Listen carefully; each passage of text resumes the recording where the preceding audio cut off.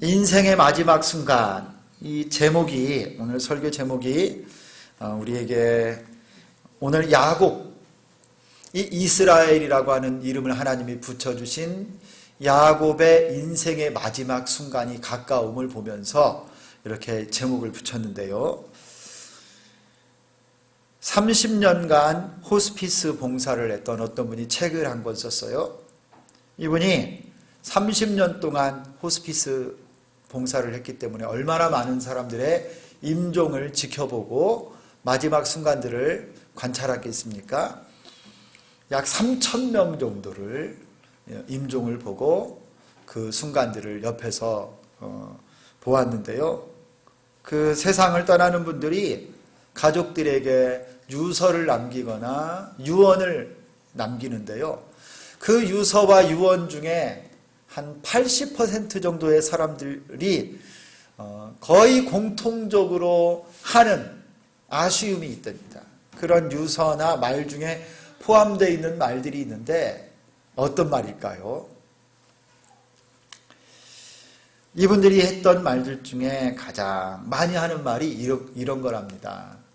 세상 살 때 내가 조금 더 실수도 좀 많이 해보고 도전도 좀 해보면서 살 걸 그랬다. 내가 너무 지금 내가 해왔던 인생 그 틀에 박힌 대로만 사는 것이 좀 아쉽고 후회가 된다. 그러면서 내가 해왔던 것 때문에 이것이 잘못돼서 후회를 하는 것이 아니라 그 인생을 사는 동안에 안 해본 것이 너무 많아서 후회가 된다는 거예요. 꿈도 많았고 소망도 많았고 참 내 마음속에 여러 계획들이 있었는데 그거를 안 해본 것들 때문에 다 후회를 한다는 거예요. 너희들은 그래서 마음에 좋은 거 하고 싶은 거 있으면 뭐든지 해보고 살아라. 이런 말들을 많은 세상을 떠나는 분들이 남긴다고 그 책에서 이야기를 해요. 여러분, 우리도 인생을 한 번 삽니다. 여러분 한 번뿐인 인생, 마지막 순간에도 여러분이 후회 없이 살려면, 그리고 여러분이 그 순간까지도 꼭 하고서 정말 기쁘고 보람있게 살 수 있으려면 어떻게 해야 될까요? 오늘 이 야곱, 이스라엘의 마지막 인생의 순간을 보면서 우리가 한번 좋은 교훈을 얻었으면 좋겠어요. 여러분, 오늘 말씀은 두 부분으로 나눌 수가 있는데요. 47장 27절부터 마지막 절 31절까지는요. 야곱이 그가 이제 죽을 날이 가까운 것을 직감을 하고 그의 아들 요셉을 부릅니다. 애굽의 총리로 지금 일하고 있는 요셉을 불러서 한 가지 요청을 하고 이 요셉이 아버지 야곱에게 그거를 들어드리겠습니다. 이렇게 약속하는 게 나와요. 그리고 48장에 정말 야곱이 이제 병이 들어서 언제 세상을 떠날지는 몰라 사람이 전가를 넣어서 요셉이 병든 아버지를 찾아옵니다. 두 아들을 데리고 요셉이 찾아와서 야곱이 그의 아들 요셉과 손주 두 사람을 향해서 그의 인생 가운데 경험했었던 아주 중요한 이야기를 그들에게 전해줍니다. 그리고 오늘 말씀이 딱 마무리가 되는데요. 여러분, 이 야곱 이스라엘이 죽을 날이 가까움에 한 일, 첫 번째는요, 이것입니다. 요셉을 불러서 나를 이 애굽 땅에 장사하지 말고 조상들의 묘지가 있는 가나안 땅으로 나를 데리고 가서 조상의 묘지에 나도 함께 거기에 장사 지내달라. 이거를 부탁을 해요.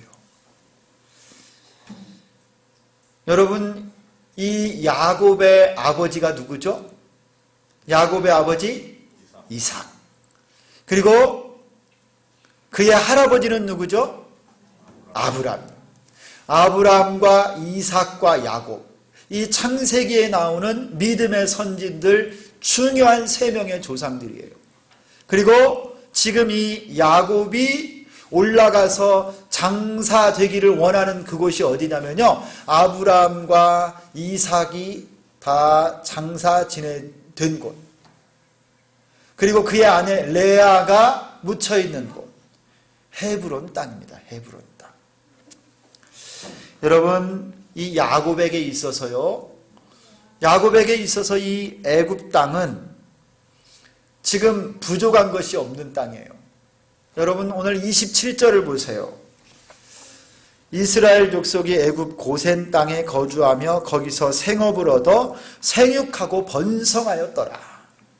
여러분, 흉년 때에 애굽 사람들이나요, 가나안 사람이나 이 애굽 주변에 있는 모든 사람들이 재산도 다 팔고 가축도 팔고 그들의 토지, 몸까지 다 팔아서 누구에게 바쳤습니까? 바로에게 다 바치고 양식을 먹고 간신히 생명을 얻을 때, 여러분, 이 이스라엘 백성들은요, 요셉이 배려하고 바로가 배려해서 고센 땅에 살면서요, 땅도 안 바치고 가축도 안 바치고 그들은 고센 땅에서요 번성하고 있었어요. 특별 대우를 받고 있었습니다. 그리고 이들이 27절에 뭐라고 그래요?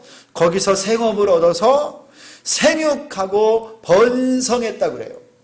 여러분, 이 생육하고 번성하다, 이 표현을 어디서 본 것 같지 않습니까? 여러분, 어디서 봤죠? 하나님께서요, 아담과 하와를 에덴 동산에 딱 창조하시고 첫사람 아담과 하와에게 여러분 말씀하신 게 뭐예요? 너희는 생육하고 번성하여 온 땅에 충만하라. 여러분, 창세기 초반에 말씀하셨던 그 축복과 말씀이 지금 이 이스라엘 백성들에게 그대로 성취되고 있는 거예요. 여러분, 그 말씀을 또 여러분 잘 기억하는 사람이 있습니다. 이 야곱이. 여러분 48장 4절을 한번 보세요.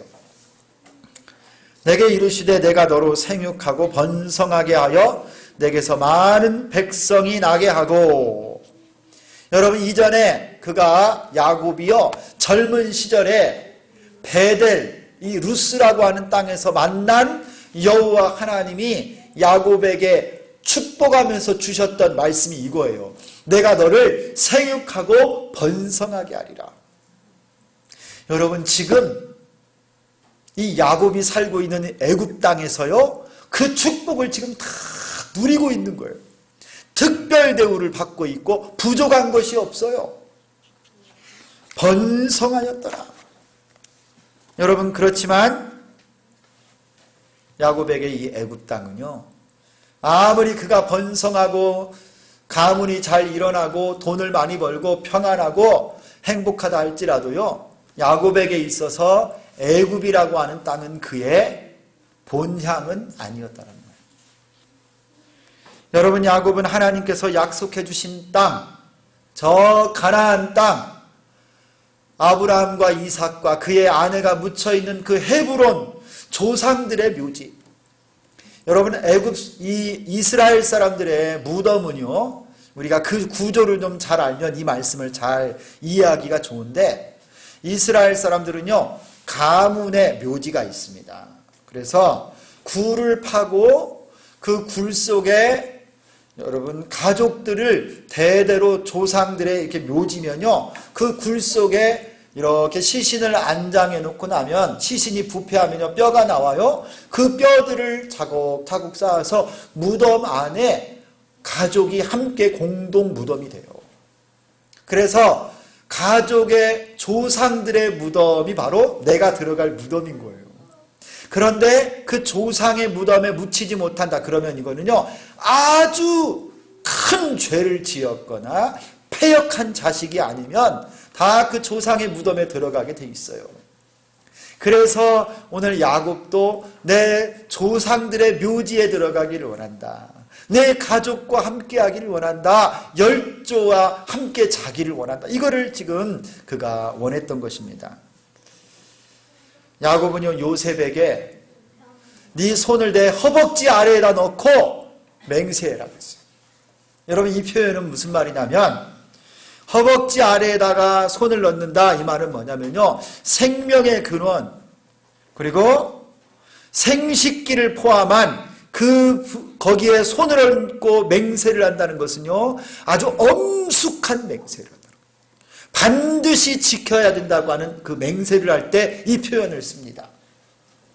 아브라함이 그의 종을 이삭을 위해서 아내를 구하러 갈 때 여러분 어디로 보냈어요? 우루, 예전에 그의 고향 땅으로 보내면서 이삭을 위해 며느리감을 구해올 때 가나안 땅에 있는 여자가 아니라 내 고향 땅에 가서 데려오라 하면서 이 종을 보낼 때 종에게 아브라함의 허벅지 아래 손을 넣고 기도하게, 이 맹세하게 했거든. 똑같은 맹세인 거예요. 오늘 야곱이요, 요셉에게 네 손을 내 넓적다리 허벅지 밑에 손을 넣고 맹세해라. 나를 애굽 땅에다 장사하지 말고 반드시 내 가나안 땅 조상들의 묘지에 나를 장사하라고 그렇게 맹세를 시켰습니다. 여러분, 어기면은 저주가 있는 이 맹세를 통해 요셉은 그의 아버지에게 확실하게 맹세했어요. 아버님이 돌아가시면 내가 가나안 땅에 장사 지내겠습니다. 여러분, 왜 이 야곱이 많은 아들들이 있는데 하필이면 요셉을 불렀을까요? 여러분, 이 요셉은요, 실질적으로 야곱을 봉양하는 사람이고 그의 가문을 지금 살게 해주는 사람입니다. 그래서 실질적인 장자의 역할을 하고 있는 사람이 요셉이에요.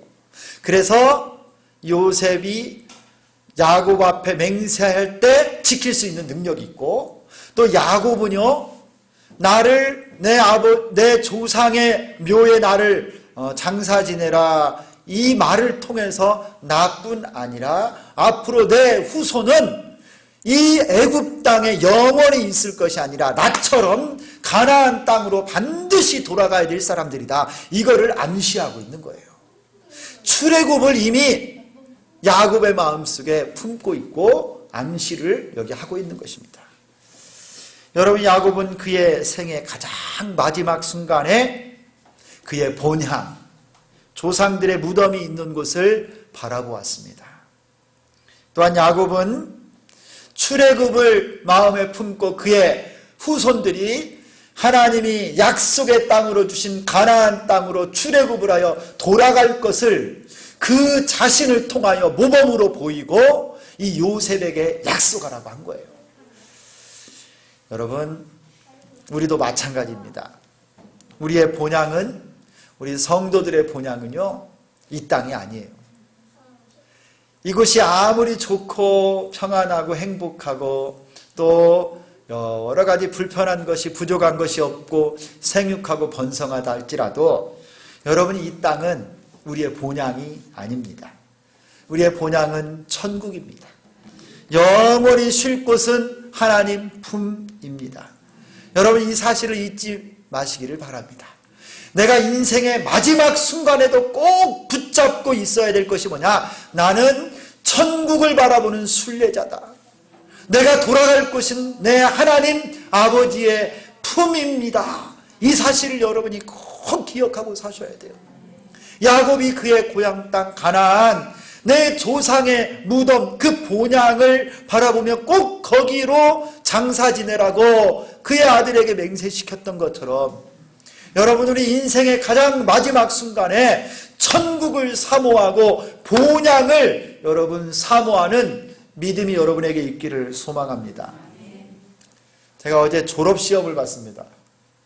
2년 반 동안 열심히 공부를 해서 이거 공부하기가 힘드네요. 그런데 이제 드디어 졸업시험을 봤는데 아주 눈이 빠질 뻔했습니다. 손가락이 아파가지고 근데 거기에서 어려운 문제가 하나 딱 나왔어요. 여러분 한번 풀어보십시오. 구원이 무엇입니까? 구원이 뭐냐, 구원이. 내가 목사가 구원을 모르겠어요? 근데 내 마음대로 쓰려고 그러니까 교수님이 답을 안 줄 것 같아요. 배운 대로 써야지요. 근데 뭐라고 배웠는지 아세요? 여러분, 구원이 뭡니까, 구원? 여러분, 성도들이 이 땅에 살다가 내 목숨이 끊어지면 다 끝나는 겁니까? 여러분, 신자의 죽음은요, 이 땅에서의 죽음은 궁극적인 마지막 종착역이 아닙니다. 단순히 우리의 몸과 영혼이 분리되는 것이고 예수 그리스도 안에서 잠깐 잠을 자는 것이지 끝난 게 아니에요. 성도들에게는요, 죽음 이후에 하나님이 예비하신 천국의 축복이 있습니다. 여러분, 예수 믿는 자들은 우리들이 누리는 이 복, 이 구원의 복이 뭐냐, 이걸 잘 아셔야 되는데, 여러분, 이 놀라운 구원의 축복이 뭐냐, 조금 이따 설명을 할게요. 잘 생각을 하셔야 돼요.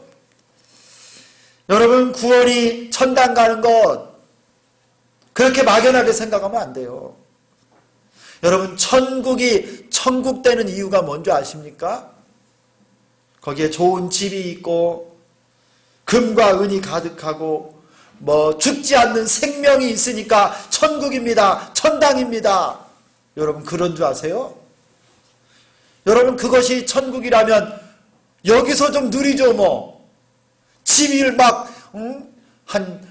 아주 한 500평씩 막 되게 해가지고 집 짓고 살고 그냥 여기 천국입니다 하고 살죠. 좋은 차 여러분, 금은 보석으로 다 해놓고 여기가 천국입니다. 여기서 살면 될 거 아니에요? 여러분, 그런데 천국이 그런 게 아니라는 거예요. 본질은. 천국이 천국되고 모든 복이 될 수 있음은 여러분, 저 천국이 하나님 아버지 품이기 때문입니다.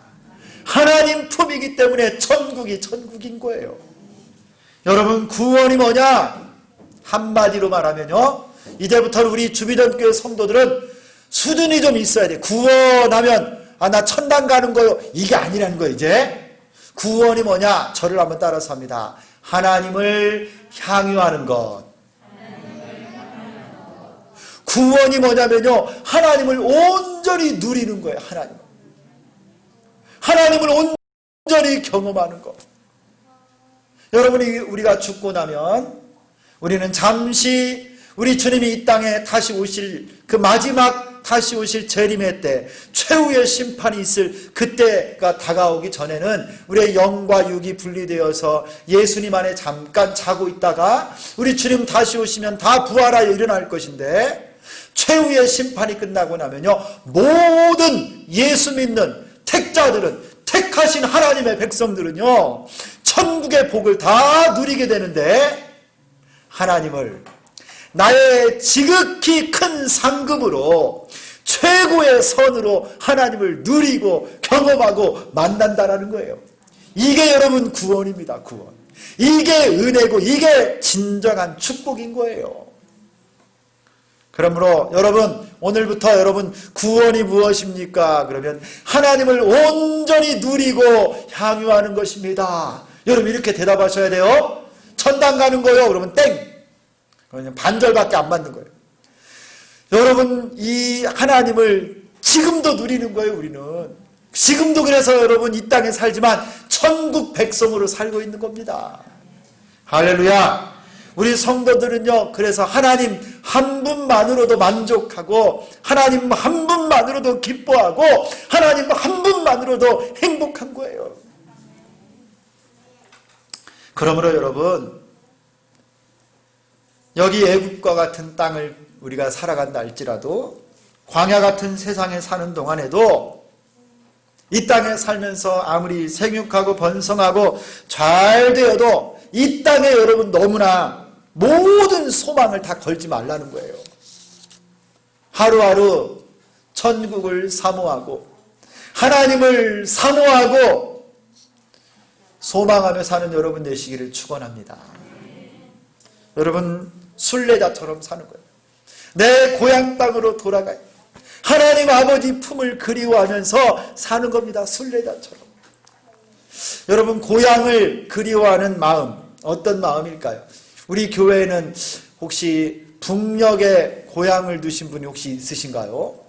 이산 가족이나 이런 분 혹시 없으시죠? 제가 우리 조국을 좀 떠나서 십몇 년을 살다 보니까요, 야, 여러분, 얼마나 이 고국에 오고 싶은 마음이 고향이 그리운지 모르겠어요. 저는 30살에 영국에 한 2년 정도 유학을 하러 갔었는데요. 약간 경험도 많이 없고 처음 제가 또 장남인데요. 어린 애들을 데리고 결혼한 지 얼마 안 돼서 가서 그런지 제가 결정하고 갔지만 어떻게 이렇게 한국에 오고 싶은지 막 그리워가지고요. 한국을 너무 오고 싶더라고요. 근데 영국에서 오려면 12시간 비행기를 타야 돼요. 그리고 비행기 값도 너무 비싸고, 그때 제가 없을 때 급하다고 제 동생 둘이 있는데 오빠 없는데 형 없는데 지네들끼리 다 결혼해버리고 말았어요. 제가 얼마나 막 아쉽고 막 그러겠어요. 2002년 한국에 막 월드컵이라고 막 서울 시내 시청에서 막 붉은 악마들이 나와서 막 응원하고 막 그랬는데 나는 거기 없고 막 가보고 싶은 거예요. 한국에 얼마나 막 오고 싶은데, 제가 막 비행기가요 우리 집 위로 이렇게 지나가면 제 아내한테 그랬어요. 여보 저거 타면 한국 가겠지. 공부하러 갔는데요. 그래서 얼마 못하고 왔어요. 사실은 2년 하나님이 부르셔 왔지만 저는요, 어떤 분은 거기 계신 제 친구들, 또 목사님들은 저보고 영국 얼마나 좋아. 여기서 우리 같이 신앙생활하자. 한인교회를 했거든요. 한인교회. 공동목회 4명이 막 돌아가면서 사역하고 재밌었어요. 지금 여러분 총신대학교에 여러분 저기 신학 가르치는 교수님도 우리 같은 멤버였어. 그분은 교수님 되고 막. 근데 여기 남으라는 거예요. 애들 교육도 좋고 안전하고 깨끗하고 막. 그런데 나는 고향에 가고 싶더라고. 여러분 저 중국에서요 선교사로 살면서 열심히 전도도 하고 신학교도 만들고 교회도 개척하고 전도 폭발 훈련도 막 시키고 다니고 마음껏 선교 사역을 하는데요, 한편에 얼마나 한국이 그리운지, 한국 교회가 그립고요, 성도들이 막 보고 싶고 그런지요. 여러분 여름이나 겨울에 방학 때 잠깐 나오면 여러분 모르실 겁니다. 선교사들의 마음. 그냥 우리가 평상시에 드리는 예배인데 여기 한 구석에 앉아서 예배당에 딱 앉자마자 막 눈물이 막 쏟아져요. 한국말로 찬송하고 한국말로 막 찬양하고 기도하고 말씀을 듣는데 막 그 자체가 막 은혜가 되는 거예요. 성도들과 함께 찬송하고 내 조국 고향 땅 한국교회에서 함께 말씀을 듣고 예배한다는 것 자체만으로도 막 선교사로 있을 때요, 한국에 있는 성도들을 말씀으로 잘 양육시켜서 예수님의 제자를 만들어서 그들의 삶 속에서도 빛과 소금으로 살게 할 수 있는 내가 이 목양하고 싶은 마음이 막 마음속에 얼마나 있었는지 몰라요. 선교사인데 자꾸 목회하고 싶은 마음이 막 여기서 계속 올라오고, 가지고 우리 선배 선교사님 붙잡고 상담도 했어. 제가 선교사인데 왜 이렇게 한국 목회를 하고 싶대요. 근데 하나님이 기도를 들어주셔서 한국으로 들어오게 되긴 됐는데, 그때 뭐라고 그러냐면요, 최 선교사님 중국에 월세도 비싼데 월세 내지 말고 그걸로 집을 사면 나중에 돌아갈 때 팔고 가면 이익이야, 이익. 집을 사. 근데 제가요 집을 사기가 싫어요. 내가 돌아갈 곳은, 내가 정말 하나님이 마지막 사역으로 있어야 될 곳은 여기가 아니라 한국교회라고 하는 마음이 있었기 때문에요, 고향의 조국교회를 섬기고 싶은 마음을 주셨기 때문에 거기 집도 못 사겠더라고요. 여러분 고향을 그리워하는 마음이 있으면 이렇게 돼요. 천국을 예비하고 소망하며 사는 여러분 되기를 축원합니다. 여러분의 영혼의 안식처 하나님의 품을 사모하면서 사시기를 소망합니다. 물질과 건강, 명예, 여러분의 모든 것도 이 땅에 잠깐인 것에 쌓아두지 마시고 천국에 쌓아두고 여러분의 인생 마지막 순간에도 순례자와 같이 여러분의 영혼의 본향 천국을 사모하고 하나님의 품을 그리워하며 사는 여러분 될 수 있기를 축원합니다. 여러분 두 번째로 이 야곱이 그가 깊은 질병에 들었을 때 요셉이 찾아옵니다. 요셉이 두 아들 에브라임과 므낫세를 데리고 그의 아버지 야곱에게 문안하러 옵니다. 그런데 그때 이 야곱이 요셉에게 무슨 말을 하느냐? 그 내용이 48장에 있는 내용이에요. 48장의 3절부터 이런 말씀이 나옵니다. 요셉에게 이르되, 누가 하는 말이냐면 야곱이 하는 말입니다.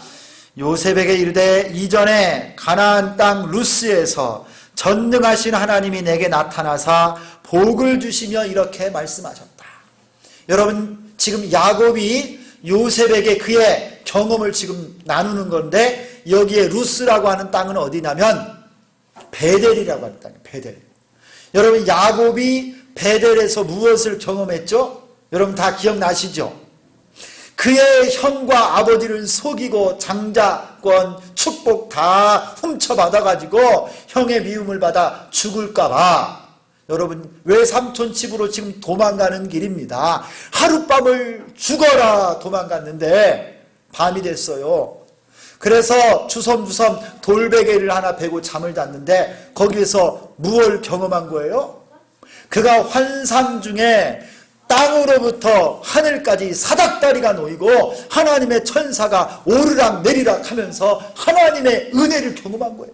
그때 여호와 하나님이 이 야곱을 만나주시고 오늘 이 말씀을 하셨다라는 것을 요셉에게 지금 인생 가장 마지막 순간에 그 경험을 지금 나누는 겁니다. 여러분 4절을 같이 한번 읽겠습니다. 4절 시작. 내게 이르시되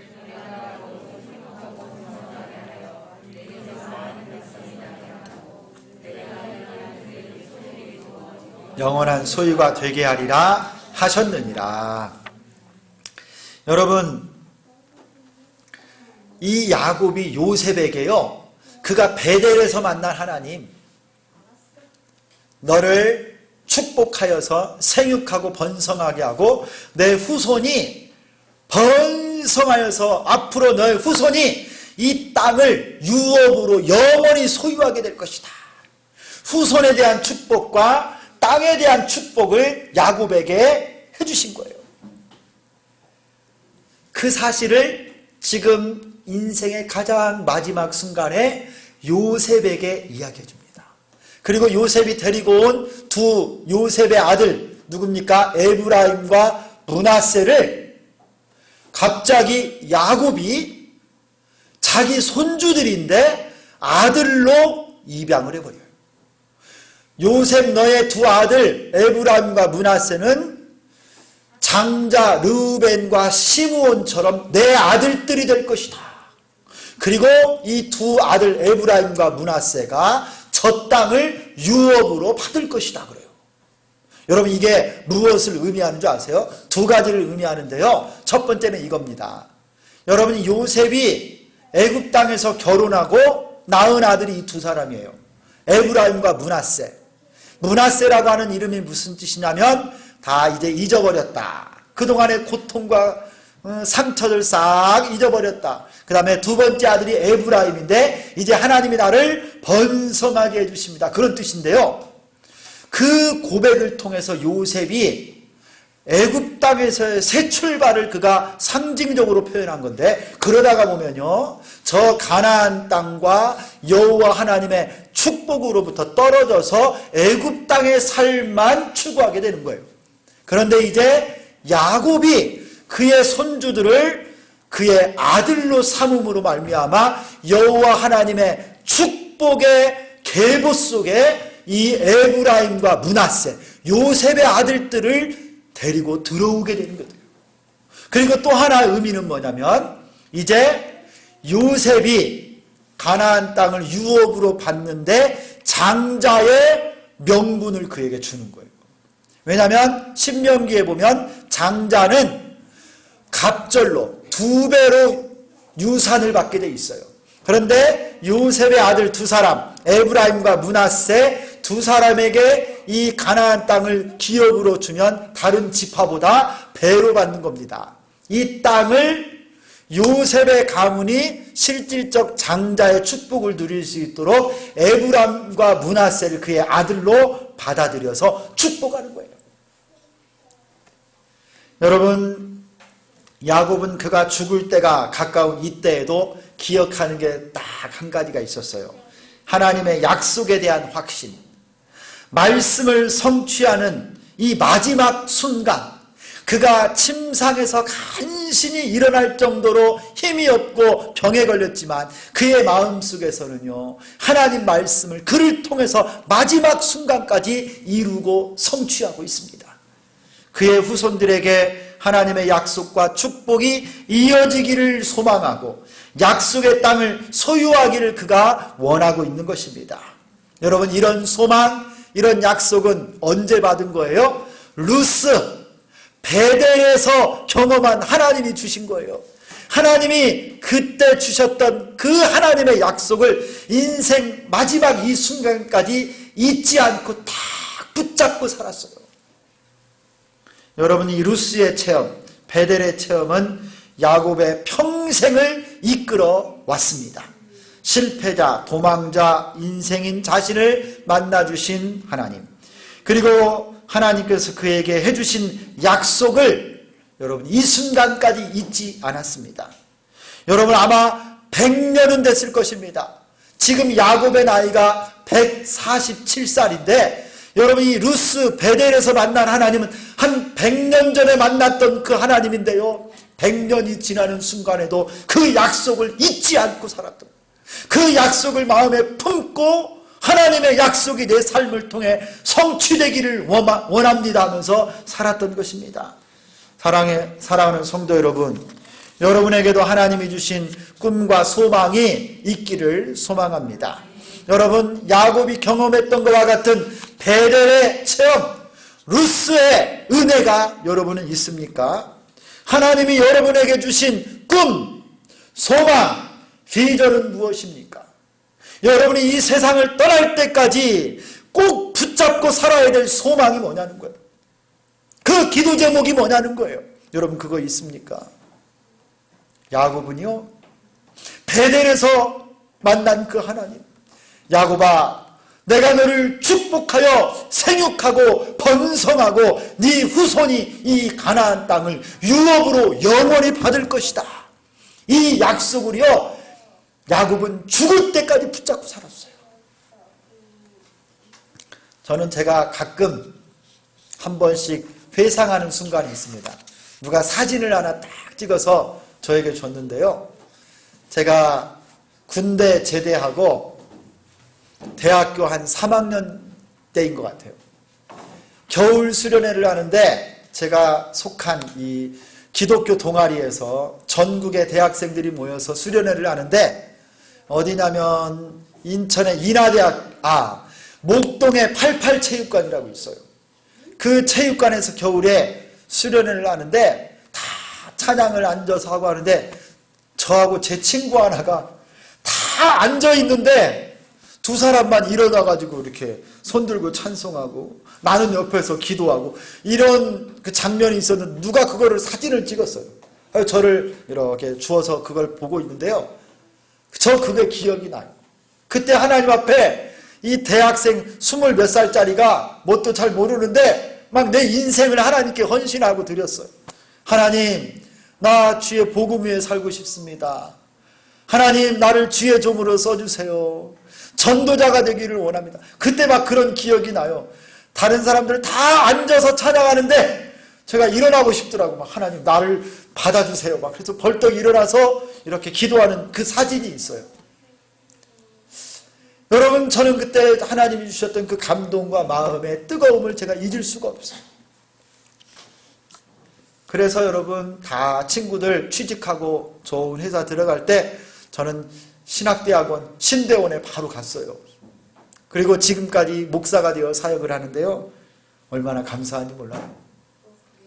여러분은 어떤 꿈과 소원을 가지고 사십니까? 여러분의 인생 마지막 순간까지 붙들고 품어야 될 꿈이 무엇입니까? 나는 어떤 성도가 될 것인가? 우리 가정은 어떤 가정이 될 것인가?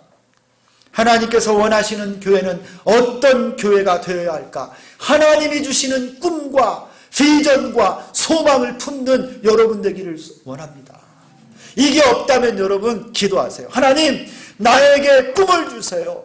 나에게 비전을 주세요. 야곱처럼 100년이 넘게 마음에 품고 살았던 하나님이 주신 약속과 꿈을 내게도 주옵소서. 여러분, 한 번뿐인 인생을 어떻게 사시렵니까? 내게 주신 하나님의 말씀, 나에게 주신 하나님의 꿈을 붙잡고 사는 여러분 되기를 축원합니다. 저는 여러분, 우리 자녀들이 예수님 잘 믿는 자녀들 되었으면 좋겠어요. 하나님 나라 일꾼 되었으면 좋겠습니다. 우리 주기전 교회 성도들 한 사람 한 사람이 다 제자가 되었으면 좋겠어요. 형식적인 그리스도인들 말고요, 정말 예수님을 따라가는 제자가 되었으면 좋겠습니다. 여러분 아멘 하셔야죠. 정말 여러분 예수님을 뜨겁게 사랑하는 제자가 되기를 원합니다. 그리고 이 땅에 여러분 우리 사랑하며 삽시다. 사랑하며. 내게 있는 형제자매들을 사랑하고 품어주고 위해서 기도하는 사랑의 제자, 그리고 여러분 복음을 땅끝까지 전하는 선교사와 같은 삶을 좀 살았으면 좋겠어요. 이 일을 위해 물질도 드리고 건강도 드리고 시간도 들여서 사는 여러분 얼마나 행복해요. 사도 바울은 골로새서 1장 24절에 나는 이제 너희를 위하여 받는 괴로움을 기뻐하고 그리스도의 남은 고난을 그의 몸된 교회를 위하여 내 육체에 채우노라 했어요. 바울은요, 교회를 위해서 받는 모든 고난, 그거 내 육체에 채우고, 그리스도의 남은 고난, 복음 전하는 데서 받는 고난, 주를 위해 내 육체에 채우기 원합니다. 그 소망을 가지고 살았습니다. 여러분 12명의 평생 제자를 삼고 12교회를 우리 교회에서 한번 개척하고 싶고 12가정의 선교사를 파송하여서 하나님 마음을 시원하게 드리는 우리 교회가 됐으면 좋겠습니다. 여러분 제가 목회가 끝나는 날까지 정말 제자 삼고 교회를 개척하고 선교사를 파송하는 삶을 살기를 소망합니다. 여러분의 평생을 이끌어가는 하나님의 꿈, 하나님의 비전을 달라고 기도하시고 야곱처럼 그 꿈을 붙잡고 살고 여러분 마지막 인생의 그 순간까지도 하나님이 주시는 꿈이 이루어지기를 기도하고 소망하며 사는 여러분 다 되시기를 축원합니다. 영원한 하나님, 하나님을 누리는 그 놀라운 구원의 축복 여러분의 것이 될 줄 믿습니다. 기도하겠습니다. 하나님 아버지 감사합니다. 야곱이 147년을 살고 그 인생의 가장 마지막 순간에도 잊지 않았던 것은 그의 본향을 사모하여 돌아가기를 원했고 하나님께서 주셨던 꿈과 약속을 끝까지 붙잡고 침상에 누워있을 동안까지도 그 꿈을 위해 살았던 것처럼 하나님 우리들도 연약하고 부족하오나 천국을 사모하는 믿음의 순례자들 다 되게 하여 주옵시고 하나님이 주신 기도의 제목 비전을 붙잡고 살아가는 우리 심령 가정과 교회가 될 수 있도록 축복하여 주옵소서. 야곱과 같이 인생의 가장 마지막 순간에도 하나님을 경배하고 꿈의 사람으로 믿음의 사람으로 살기를 소망하옵고 예수 그리스도의 이름으로 기도드리옵나이다. 아멘.